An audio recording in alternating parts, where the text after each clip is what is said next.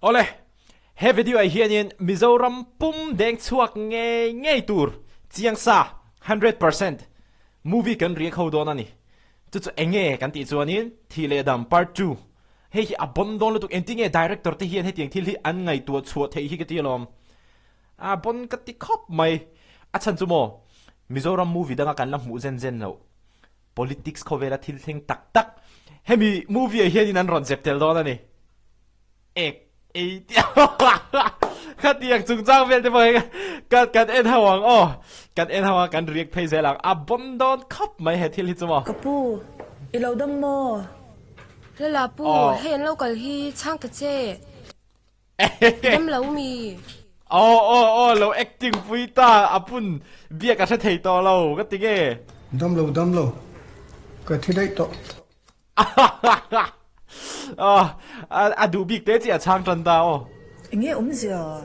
le kapi tu la chu heti tlat hi lom a boi thak thei tu nak tu ke ko dan sia korta in lando in ko case ka kha du chu a chang ma se du lo chu chang lo ha der kha ngai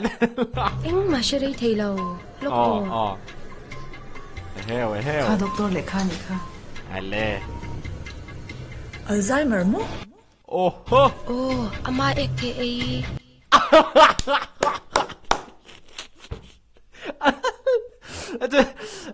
aka soi pa hianin an ei trevin ka shemo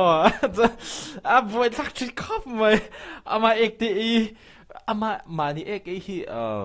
cái ka shave vak lo wa ka shave vak lo dia comment section da han miron shil da kan politician ni nga hen tiếng hin to man leo kan ngai thale lak teng khalai kha Alzheimer mo ama aka trắng thiêm mấy gì này lỡ share play apa en tur oma cho tu da hian a trailer he kat en le lawang bây giờ lâu thil cái chung ở thang vàng khan em kiếm thu rồi ngay à lung này có bốn cần bù để farm house là khát chuông chu cần chuông in cần biru ta hemi hi Thih Dam part 1 kha in le en lo ni phei chonin part 2 hi enula part 1 po va enula lỡ share play apa in set hiam mai anga mu nom le tok misual kan mana vanga volen na kan don min man su in chi rang in di 19 ka ti the khapa hei tak hi zirtir le entir nei thadon to kamo Mizoram khovela min thil ti sual tu an mana ma setle ma thil ti thei de ulek le sarkara melset nei thade ulek te chu loman poni se an chuale mai thin angchi angte po kha hemi video hianin entir hi ron nei thadon mai ni tu soika ka benga hian arinon chi min tha tura lo tir kha yo pubalak venge hi ka ti tu ni in ka she conflate video chỉ có bao nhiêu cái lâu income ăn về bề nghe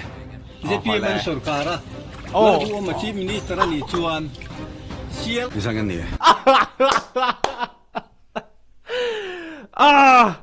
hit don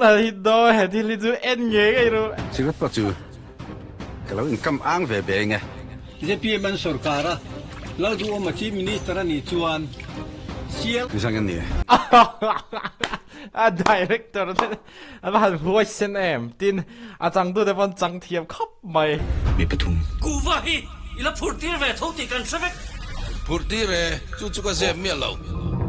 boss police mani civil dress number 4 wangin tang me ka nia tu chu chang le zel chuan kamol phone don turan lo chingfe number 4 van ka tang me ka nia ku wa chungchang le zela chong kamol pho tur ni lo heu a van ang ve inu pui le fa de po kan pong so lang apa ka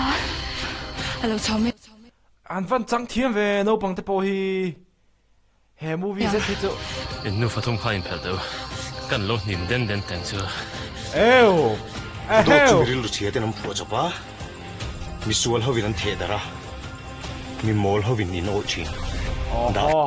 bun le pisa ka ti chu vật tôi rồi heo hết anh lầu biru ni mo về in pu hậu hiền in duam lu tục chi na chu in siết pui về cái này lệ in pu hậu hiền duam chu chan na ti zong zong ta nen hetil hi chu Mizorama klema politics of mel fried lo nei thatin thin te na hey lalan shot khatia angchi en tir na te po kha ani thei deuh mai anga duain nang po idam re min lo man tu te ho kha wa da thalong long chau pa thu me min ni lo su ku ro ka lo chang nó bằng ngày tòa thật chứ你不来了，真公主了。mong apa tak ka post na ber ker chu ngoro ki riek ka tumpo ni he pa ber in du pui fanau te kian atlan chiet puya atlan chiet pui pa khianin misual an man ina anaute ama thatura avatir te kha alo bile don yom takani ava han chang che don em achan chu anu pui fanau te khianin tharum mangin an tran pui thei don lo ani mailbox ya ti khianin ama khiana bele don yom takani nó bằng ngày tòa thật chứ 你不来了，真公主了。 mong e khro vekin in kap thong kan ne thap le 我隔壁人起来那个。爸không ai ta khen cấp vào núi rồi tê mình ngay đang rồi karap là tôi anh oh ta cái này đó nhỉ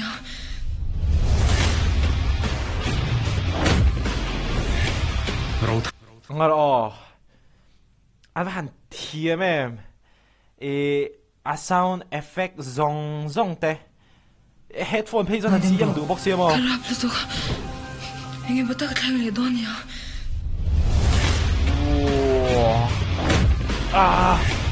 ro thang a tha poi pathian in rem ti lo niang bai han chang thiam mi sual pa chang lai hi a mu nom don rieu mai tu na thing ai tu re ni holeจะตัวนั้นต้องถูกมากกันนมเลยเนี่ยเปลี่ยนนี่นี่ขัดทีนี่ขัด avan bondon rem ve eng tin nge heting zi an thiam zo le tu na hemi kan en lok he phei chu poi mo lut ta khai Mizoram house shal chung chang kha ni he phei chu Calcutta Mizoram house po khu kan thla nge tu re ni Calcutta ta Baliganj road ta Mizoram house ashal ngot mai chu apoi tak zek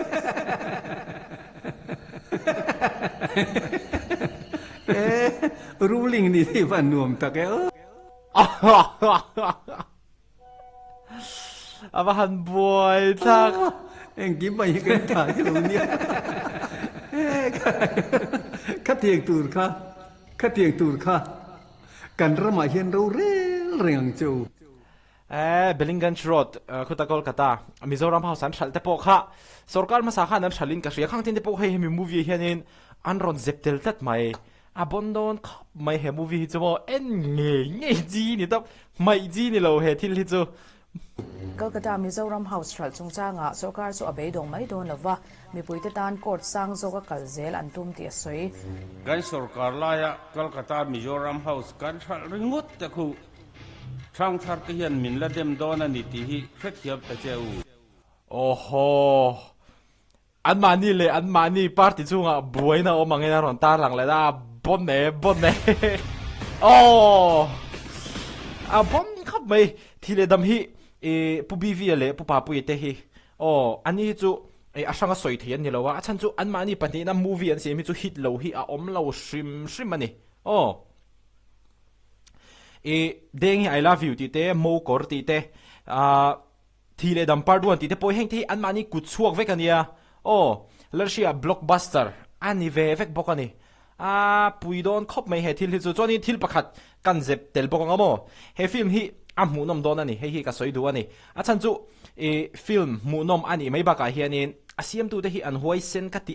maya nakina he an review na te po kan en bokang amo asiam tu te hi an hoi sen ka ti maya he thu dikhi puan an tum ni bir hianin ka hriani keima chuan mo a film pum pui hi lershia player khanin lershia player hian in en theya mi than kha chuanin va zpm ve te point mai theya ma se ani kherlo bani a chan chu zpm party apo hianin e chinghe beram vun sin hi antam velu tuka